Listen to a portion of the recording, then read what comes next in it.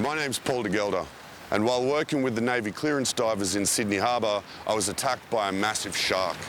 The shark removed my entire hamstring and my hand.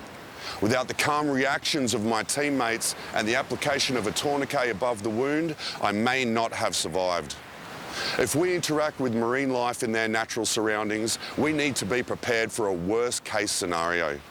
The Acute Shark Attack Pack is designed specifically to meet the needs of a shark interaction. We all love the great outdoors. We should all interact and respect the world around us.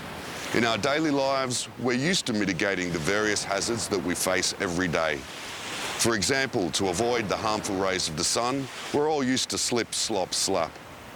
And we carry first aid kits for when accidents occur. Most fatalities following interactions with sharks are the result of catastrophic hemorrhage. Recent experience with traumatic amputation has shown that rapid use of an effective arterial tourniquet will save a life in these circumstances. The Australian and New Zealand Resuscitation Councils both recommend that if severe bleeding cannot be controlled by the application of sustained pressure to or near the wound, a tourniquet may be used. Sea Shepherd medical advisors have adapted the widely used first aid algorithm that is included in the Shark Pack to ensure it deals directly with catastrophic bleeding associated with shark interaction.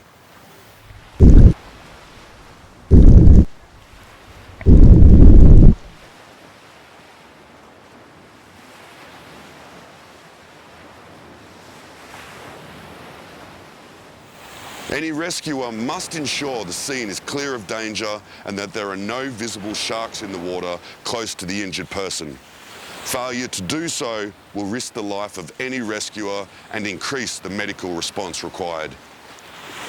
Any shark attack victim must be rescued onto a solid surface prior to treatment. Effective rescue cannot be delivered in the water. This can be back to the beach or in a boat if too far out. If an event is witnessed, help must be initiated as soon as possible to ensure an appropriate medical response arrives to take over treatment of the victim. If there is an obvious amputation or life-threatening hemorrhage, an effective arterial tourniquet must be applied as soon as possible. The Australian Resuscitation Council guidelines state that there are 3 steps to effectively manage extreme bleeding. First, apply direct pressure to the site. Next, apply a hemostatic agent. And last, apply an arterial tourniquet. An effective arterial tourniquet must be applied high and tight.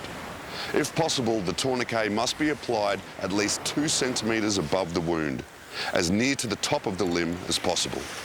In the case of an obvious amputation with active bleeding, don't waste time and apply an effective arterial tourniquet immediately. The tourniquet must be applied tight enough to ensure visible bleeding has ceased, and then secure to ensure the pressure remains. Any rescuers should be constantly talking to the victim to reassure them and to ensure that their airway and breathing are not obstructed. Hey mate, help is on its way. We've got the tourniquet on and the ambulance is on its way, mate. Yeah, you'll be fine. Yeah, I'm feeling really faint. You right, mate? You okay? Hello? Caleb.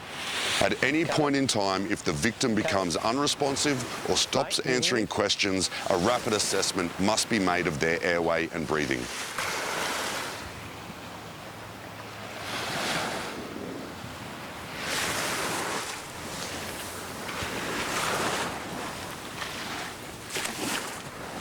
If normal breathing is not present, then CPR must be started.